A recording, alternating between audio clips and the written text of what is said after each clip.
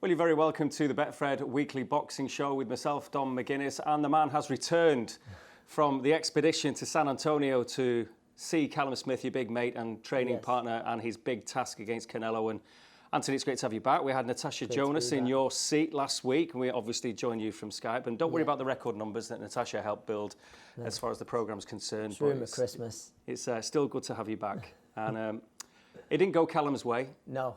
You were there in the corner, but just firstly tell us about the whole experience from your own point of view. Do you know, as for the whole experience, you know, being around a big fight week, obviously it's very different to being around a big fight week in Vegas or anywhere in the world when restrictions, like for instance, so many of us could go into a presser or, you know, a weigh-in, there was only so many people allowed, and then fighters would do the interviews in separate. It was very, very different. It was probably a lot easier for them. Not as much media was allowed there. I think there was only 2 or 3 from the UK that was allowed over. But then obviously being in the bubble all week, you think, oh, will it bump into them or not? But they'd have like set times that they could go in the gym. But on the actual night, it just had that big fight feel still. I mean, even in the hotel, it did in the hotel. Sort of just, I think obviously you've got to respect Canelo, the presence that he carries, you know, the show that comes with him. But I think there was 12,000 allowed, which all sold in an arena, even though it was a 60,000 arena. 60 or 70, between 60 and 70,000 seat arena. The atmosphere was still generated a bit. They absolutely love him. They absolutely love him there. I just, you know, sort of now getting onto the fight. Obviously, the fight didn't go the way that one sort of expected and to how I wanted to. But what I did see was a very special fighter. It was just a shame I had to see it against my mate. And in a corner that I was in, I think I've said it time and time again, and people going about Canelo's power, his strength, his speed, and they're going about him moving his head, but all in all, for me, his best asset by a mile is his defence. He's not the biggest target anyway, but so he offers very little, but then what little does offer, say something does creep through, he'll ride the shot. A defensive genius, and you know, I don't mean to sound smart, but I've seen some of the greats of the past 10 years, certainly in my lifetime. You know, I've seen Mayweather up close, Lomachenko obviously, I've seen up close and a bit more, but Canelo's right up there. Defensively, just unbelievable, and I just thought, you know, as I was watching it, I was thinking, I'm watching a very special fighter here. As for Callum, you know, I think, and it's certainly not an excuse because it was a few pound heavier. Obviously, after seeing what I've seen, you still make Canelo a huge favourite. But I think the 168 limit has finally caught up with him.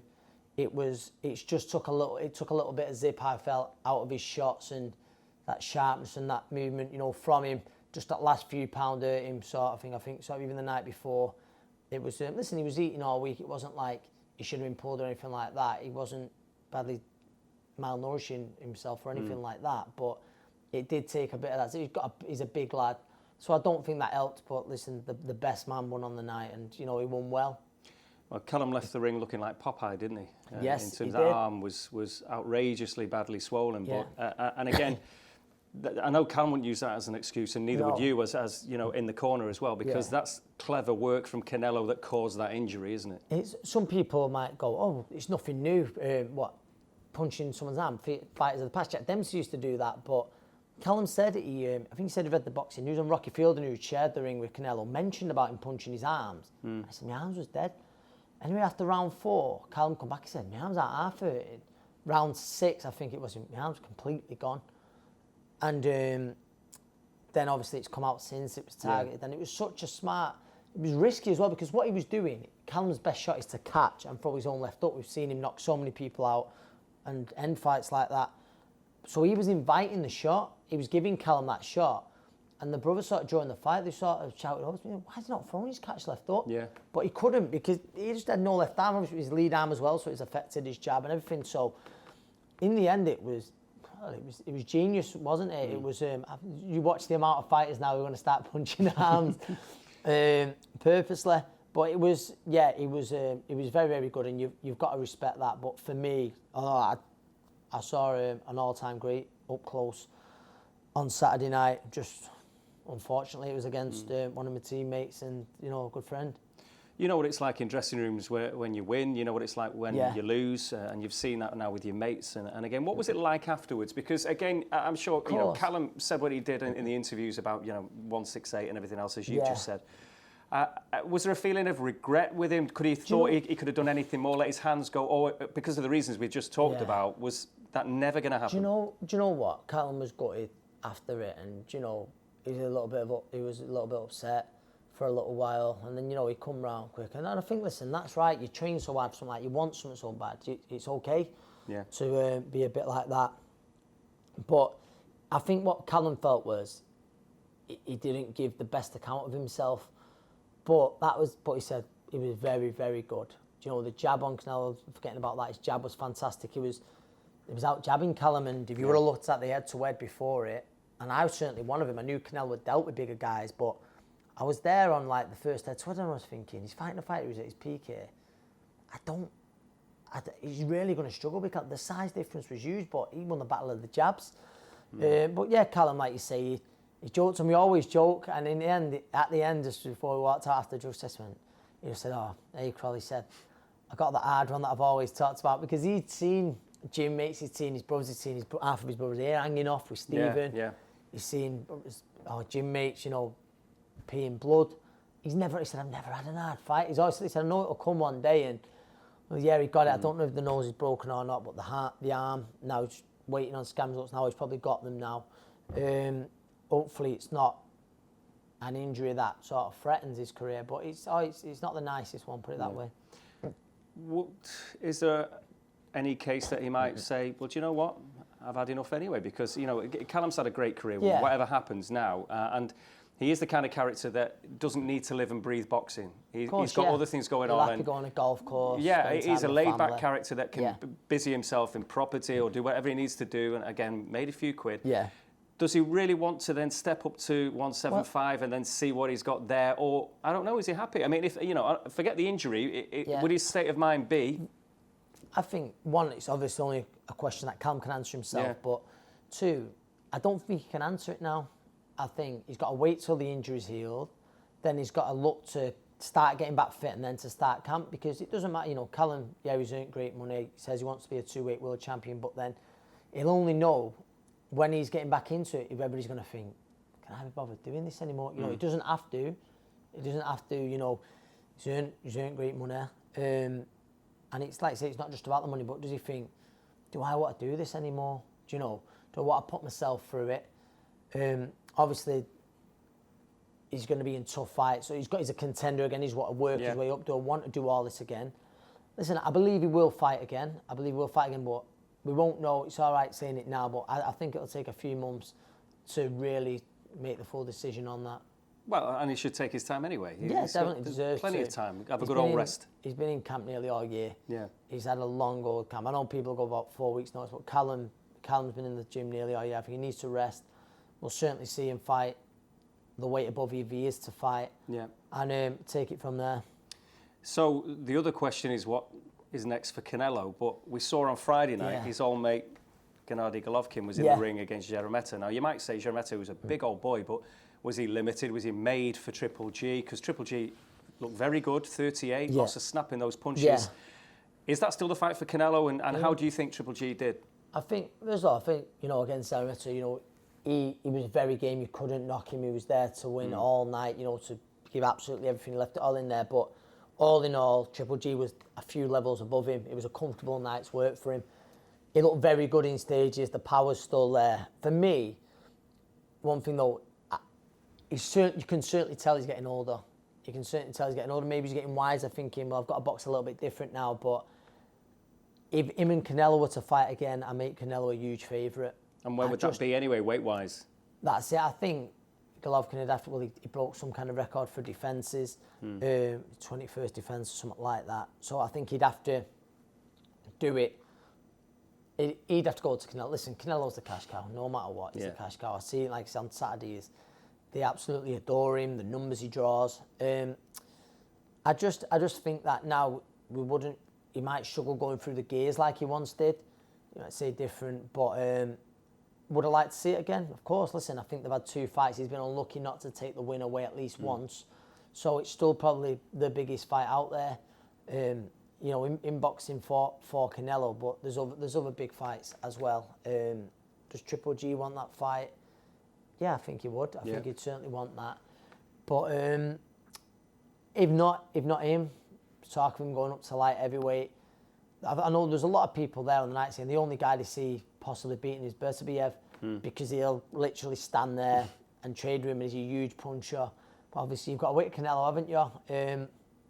But it's tough. I wouldn't back anyone to beat him around those weights after seeing what I've seen up close on Saturday night. But there's obviously always going to be the Billy Joe fight as well. He wants to unify those belts. Billy Joe's mad for the fight. Again, stylistically offers something different, but we'll see. Yeah, and another in and around those divisions, John Ryder had a good night. He had a good weekend against Mike Guy, and he wants the big fight. He wants the elite fights as well. I mean, has he done enough, do you feel? I mean, he had that close fight with Callum, and he's had a good weekend in Miami. But he's right in Billy the Joe would be ahead of him, obviously, but of course. John's up there. He's right in the frame, yeah.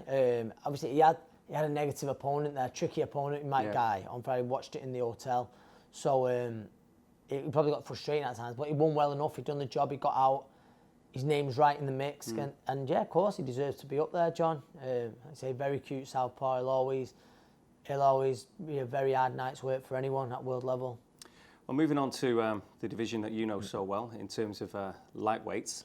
Yes. It's an interesting time that Luke Campbell is fighting stateside on the 2nd of January against Ryan Garcia, who is, we've been talking about, he's not the golden boy is Oscar, but if Canelo is the man, when Ryan Garcia is somebody that hasn't done it yet, he's not done it yet, but everyone knows all about him. He's certainly out there social media wise. He's been, he's a star in his own head. He's been a star since day one, but this is a big moment for him because Luke Campbell should be a good test for him, and we should see where he is. A huge moment. This is the night we're going to see. Is he for real? If he beats Luke, then you've got to say, no, this kid can really fight.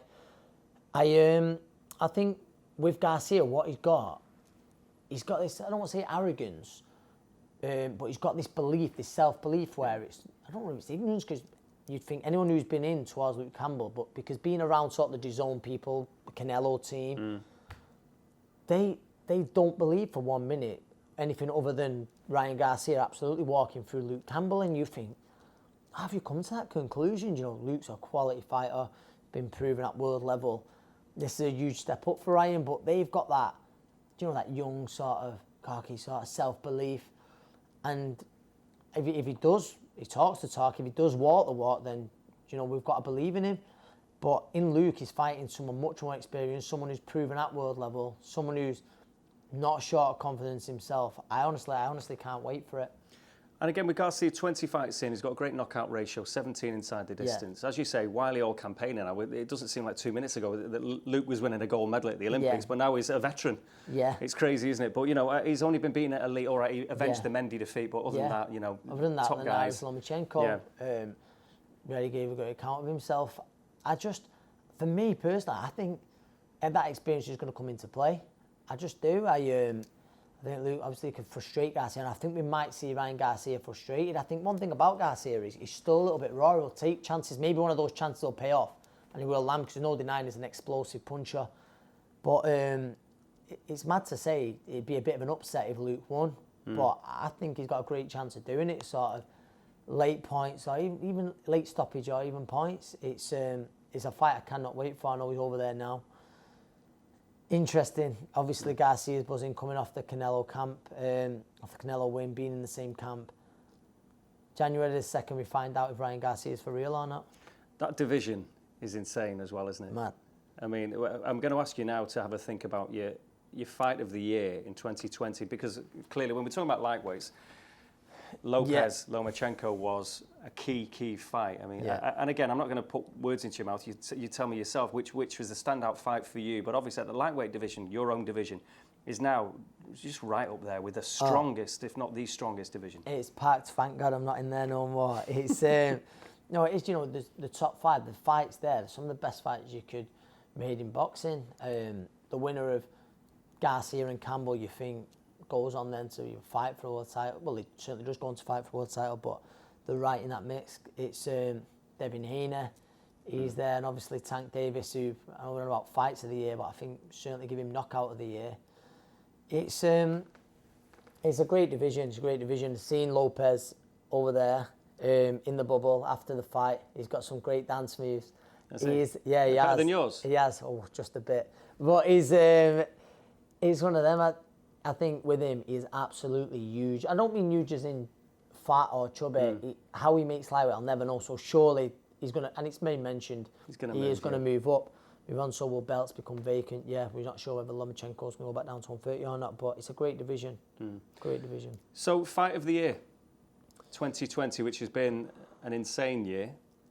But what would make the top spot? First of all, I'll say domestically, I think it's been a great year for women's boxing, and it's certainly not me just being biased. This girl who was sat in this seat last week. Record viewing figures. What it's done, record viewing figures. Yeah, Betfred.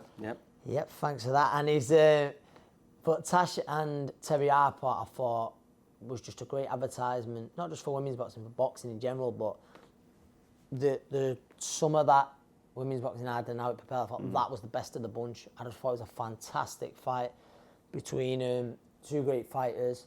That's one that really sticks out for me.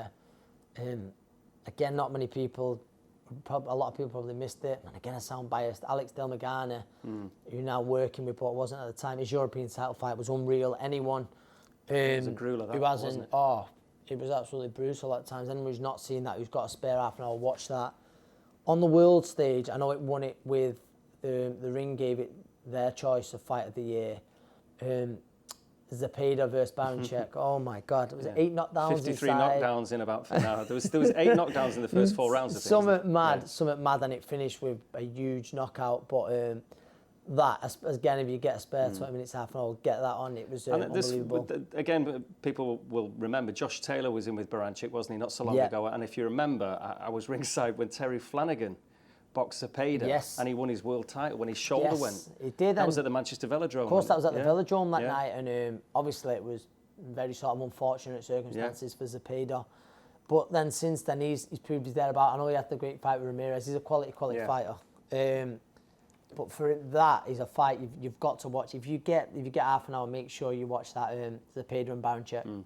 So is that your number one? Is that your fight of the year? I think it's got to be my That's number your one, international fight of the year? Yeah, and international fight of the year. Domestic Jonas fight Harper. of the year. Yeah, Jonas Harper. So what about the big man Fury Wilder 2? Because that obviously was a huge night for Tyson Fury. That was just prior to lockdown as well, when the world was a very different place. Yeah, that was one of the great sort of boxing nights of the year for sure. Certainly for Tyson Fury, and from a Brit's point of view, it was an unbelievable performance. He went in and done exactly what he said he was going to do. Yeah.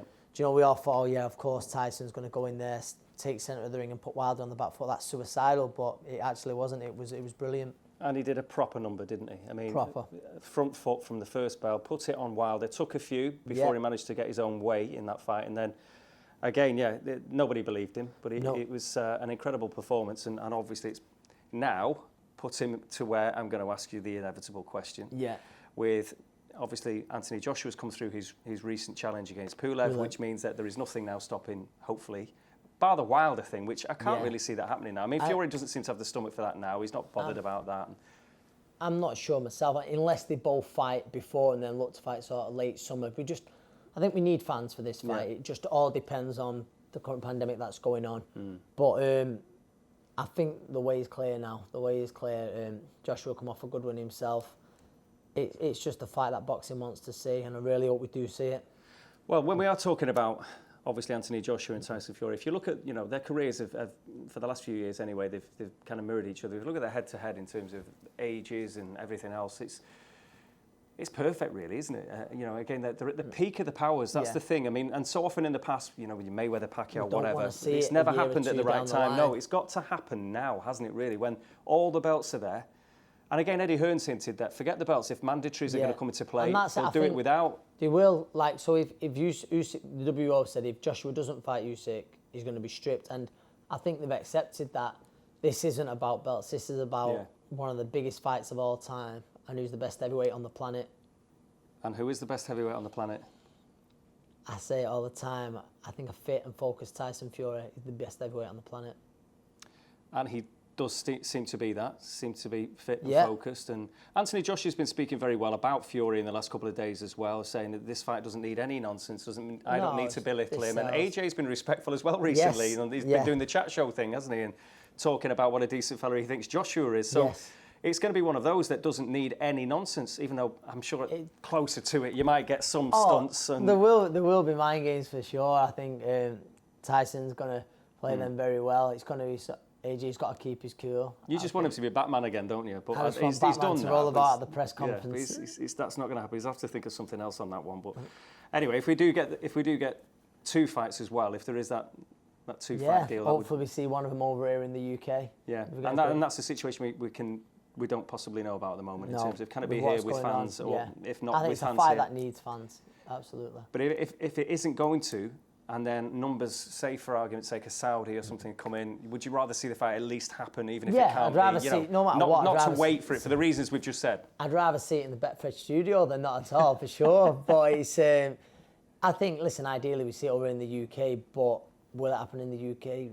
We don't know. We don't know. But to see it anywhere is better than not to see it at all. Yeah. Anthony Joshua as well has been doing some good work outside of the ring, pledging to help fund amateur boxing. He's going to help England boxing, which the money that he's pledging, we don't know the exact figure, but it's going to be substantial. And he wants to help all the governing bodies, England, Wales, Scotland, and obviously put something back. And you know, he gets a lot of stick, and it's well, you're worth this much money. What are you going to put in? Are you doing this? And why have you got to tell everyone about it? But he's got the platform to raise the awareness, and without him saying these things, it doesn't shine any light on boxing, does it? It's not like Anthony Joshua's, give some homeless person some money and he's filmed himself doing it.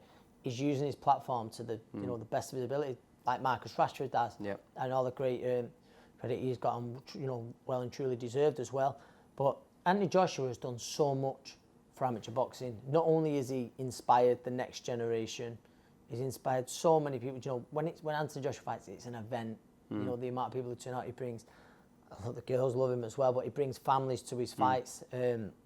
Altogether, but amateur boxing is in dire need of that funding at the minute because of what's gone on, and for him to use his platform and to pledge all this money to it himself with the great team around him, you can only take your hat off to it, and he deserves nothing but credit for it. You know, through Fox ABC, your gym, and we all know that the work that amateur boxing gyms do throughout the country is phenomenal. And work is going on now as we speak, and has been going on all through the pandemic and way beyond that. For years and years and years, boxing clubs have been at the hub of the community. And I was at Walkden ABC this morning, which Jamie Moore, in partnership with Maverick Stars, a charity you know about as well.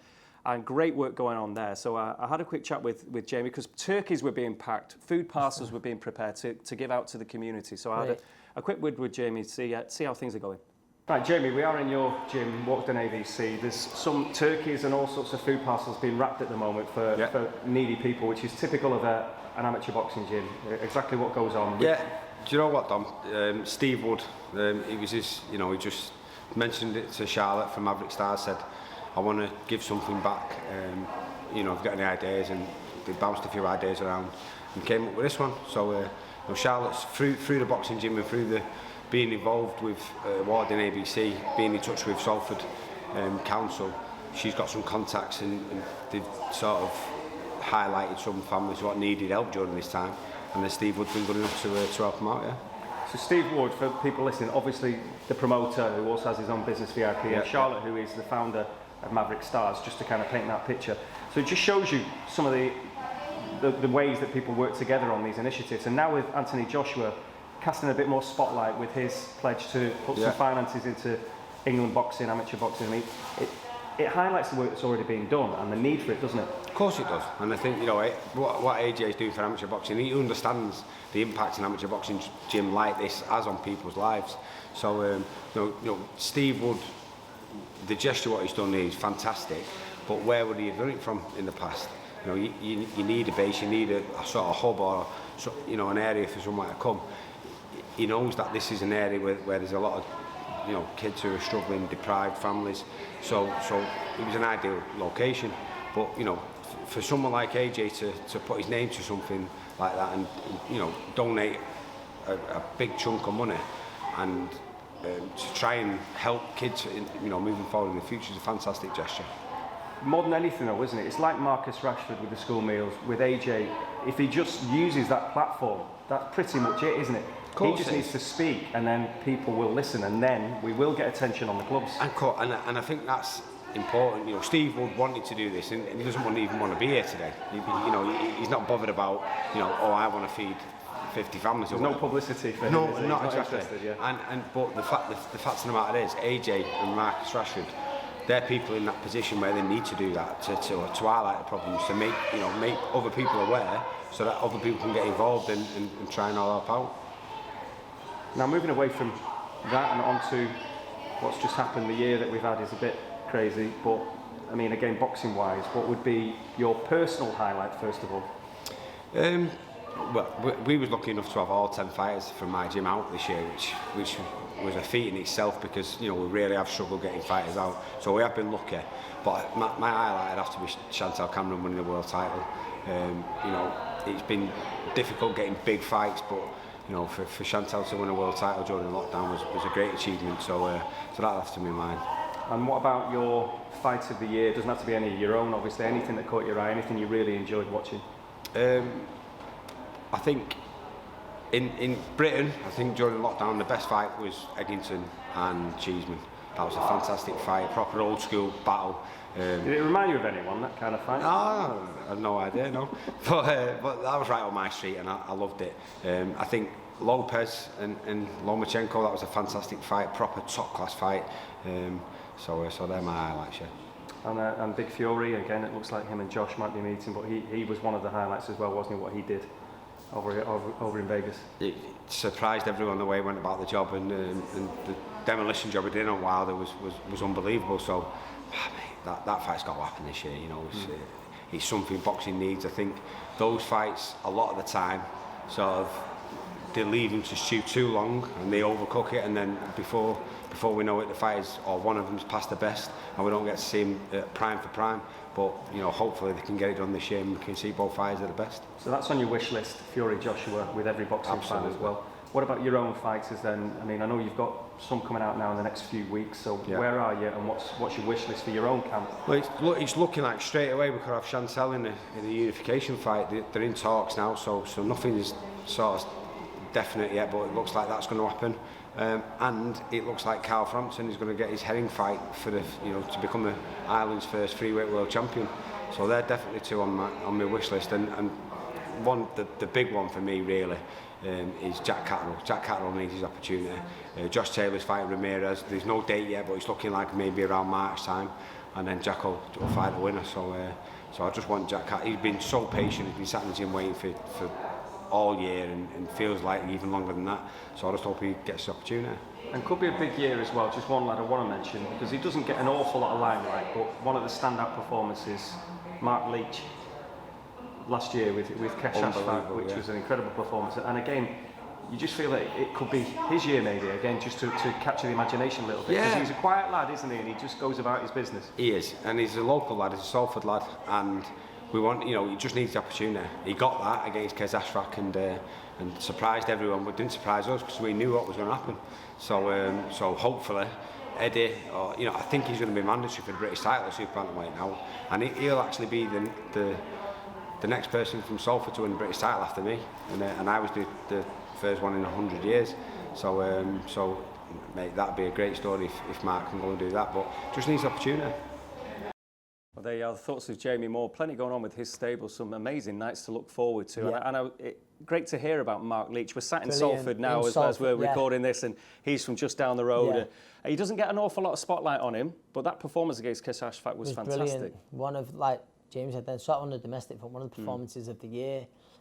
Anyone from around here, sort of, or who's seen Mark Leach fight, knows how talented he is.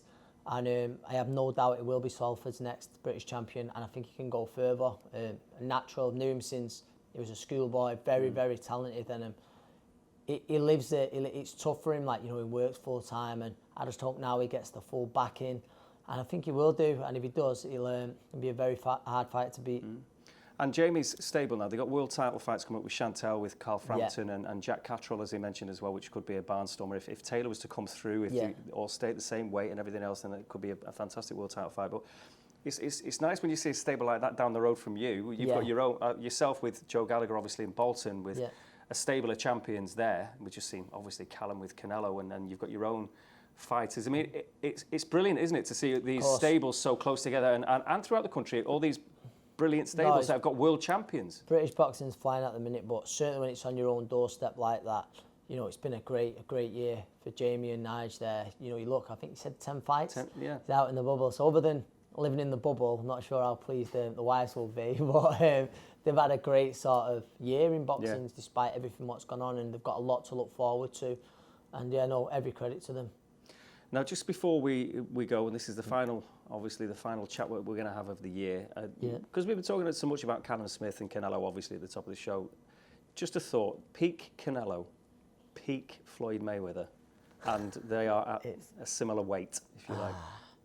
Do you know what? People will go, well, Floyd beat him easy, but off air at one of his shows when he wasn't saying how much money he earns and how much his jewellery is worth. I remember the brothers, they was speaking to him, Smith brothers. The Smith brothers were speaking to him, and he was saying how Callum at the time was mandatory for Badou Jacques, I think it was. So he's talking to him, and he says, one of you guys fought Canelo, and so it's Liam, and he says, he said he's tough, and I think Liam joked to him, you didn't make it look tough. And then he went, listen, I don't think Floyd would probably admit to this, you know. And he says, no, he said, listen, he said, I got him at the right time. He says he was only going to get better, and he put him, for me, one of, if not the best performance of his career. And maybe that was a great lesson for Canelo. That's improved him massively as a fighter. Listen, peak, I've got to say, I'd probably have to say Mayweather. You know, just going off how well he won at the time, you know, Canelo would have to make a lot of adjustments, which he has, but you'd have to make Floyd favourite for sure, but it'd be a great fight. So you are, it's Mayweather, sorry, you are Mayweather sticking with still, Mayweather. yeah, Right, but seeing Canelo close up, it was, he's one of the best I've ever seen. Just not having you sitting on the fence again. You know. No, Floyd. That's fair enough. Right, and what's Christmas going to look like now? I mean, you're back, obviously. Were you jet lagged after your big long trip? Because it was about 15 flights to get home, wasn't it? 15 flights to get home, and, you know, I hardly touched a drink all week in the bubble. Yeah. It was almost a dry bubble. Yeah. And that's the biggest lie I've ever heard. Because what you were saying before, I can't repeat. So Eddie Hearn compared it to it's been like a beefer with you lot this week. So no, it was. Listen, result aside, it was a great trip. You know, great experience, and also a great night out in the hotel. Staff certainly loved us. But no, for us, Christmas now, I think for everyone, it's a quiet Christmas, isn't it? And we're awaiting news to see what happens in the new year, obviously, with the country on, you know, tiers and stuff like that. And hopefully, it's not going to be too long before boxing, amateur boxing for me is back up and running, but I think we're going to find out a lot more in the next few days. Yeah, just a serious point on travelling back. Did it feel strange travelling back? Because you're pretty much on the cusp of what we expect now to be more or less a lockdown around the world. I mean, no one's travelling anywhere now. So you got home just about, we've seen what's happened with the trucks near Dover. I mean, you've got back just about right. Did it feel that this is really weird? Yeah, the flights was very busy. I was sat more or less next to people in full boiler suits, you know, who was obviously very worried about the thing. And then you'd had people who'd travelled across. There was a guy from, you know, Brussels to fly because they'd stopped the borders. So to get home in time for Christmas, there was a little bit of a sense of panic in a way. Like I said, all the flights was free flights to get home, all was very busy. All right, so Christmas is going to be quiet now, just family time. Yep. That's what it's going to be. That's it. Bit of football, and look forward to the new year. Yeah, and then obviously with Fox ABC, hopefully we'll see where we are, but you get kids in. Look forward to getting that running properly, literally just open. But now obviously it's Christmas, and it looks like we're going to have to have a little break again. And we are going to be back in the new year, of course. This Betfred weekly boxing show, so it's been fantastic. And again, the dream fight then is Fury Joshua for 2020. Any other little Crolla wish list for the year ahead for 2021? I'm not asking I should say. For too much, but I saw him in person on Saturday. Again, huge at the weight. Errol Spence, Terence Crawford for me is probably the best fight to be made in boxing. And listen, I'm really looking forward to the fight we previewed earlier, Garcia and Campbell. Yeah, and your own fighters? Yeah, my own fighters. Next year, I think it's going to be a breakout year for Rhiannon Dixon. Yeah. She's got a great story though, hasn't she? She's an NHS pharmacist. She's got her brothers play professional rugby league for Warrington, don't they? From a family full of athletes. Yeah, and I've seen some bits of her on the pads. She's got plenty of pop as well. Yeah, I genuinely believe she's going to be a star. Jake James Moorcroft, they're both going to be out. So I look forward to developing as a coach and hopefully furthering their careers. And still, obviously, in Bolton as well with Joe. There's big plans ahead. Like to say, we'll see what happens. Obviously, hopefully this year is going to be the year we see Callum Johnson fulfil his potential. Yeah. And there's a good few other fighters there. Well, it's been a pleasure, Anthony. And, thank you for having us. Thank you for everyone that's watched our Betfred weekly boxing show. And it is returning in the new year. Bigger and better than ever, Anthony. Yep. There you are. Anthony, happy Christmas to you. Happy New Year. Merry Christmas. Happy New Year to everybody watching as well. All the best.